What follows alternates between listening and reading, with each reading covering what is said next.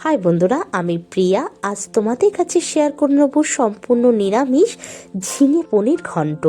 এত স্বাদ হয় খেতে। চলো এটা তৈরি করার জন্য এখানে আমি ঝিঙে আর আলুটা নিয়েছি। ঝিঙে আলু দুটোই আমি ছোট টুকরো করে কেটে নিয়েছি। এখানে আমি ছোট ছোট কিউব করে নিয়েছি পনিরটাকেও। কড়াইতে তেল গরম করে নেব। এখানে আমি সাদা তেলে করছি, তোমরা সর্ষের তেলেও করতে পারো। দিয়ে দেবো পনিরটাকে 2 মিনিট একটু ভেজে নেব। যখন হালকা একটা কালার চলে আসবে ভেজে তুলে নিচ্ছি। সেই তেলের মধ্যে ফোড়নে দিয়ে দিচ্ছি শুকনো লঙ্কা, জিরে।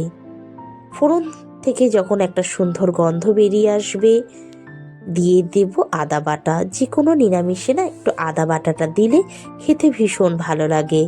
আদাটাকে 2 মিনিট ভেজে নেব। যখন আদা থেকে কাঁচা গন্ধটা চলে যাবে দিয়ে দেবো টুকরো করে কেটে রাখা আলুগুলোকেও আমি প্রায় 2-3 মিনিট একটু আগে ভেজে নেব। যখন দেখব আলুটা হালকা একটা কালার চলে এসেছে দিয়ে দেবো স্বাদ অনুযায়ী নুন, হলুদ, হাফ চামচ করে জিরের গুঁড়ো, ধনের গুঁড়ো আর রঙের জন্য একটু কাশ্মীরি লঙ্কার গুঁড়ো দিয়ে দিচ্ছি। টেস্টে ব্যালেন্স আনার জন্য একটু মিষ্টি। এখানে তোমরা কাশ্মীরি লঙ্কা গুঁড়োর পরিবর্তে নর্মাল লঙ্কার গুঁড়ো ব্যবহার করতে পারো। এবার কেটে রাখা ঝিঙেটা দিচ্ছি। এবার মশলাটার সাথে খুব ভালো করে মিশিয়ে 5 মিনিট কষাবো।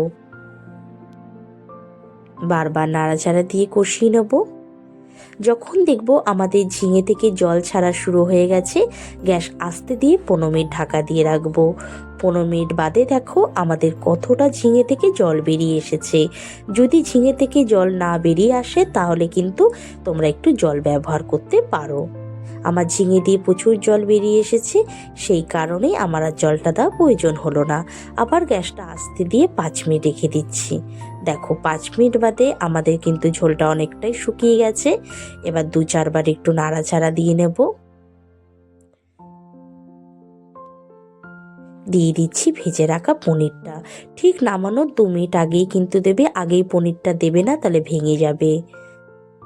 পনিরটা দিয়েও প্রায় 2-4 বার একটু হালকা হালকা করে নাড়াচাড়া দিয়ে নিয়ে দিয়ে দেবো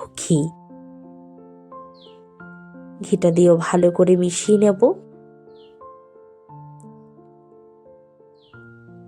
ভালো করে মেশানো হয়ে গেছে।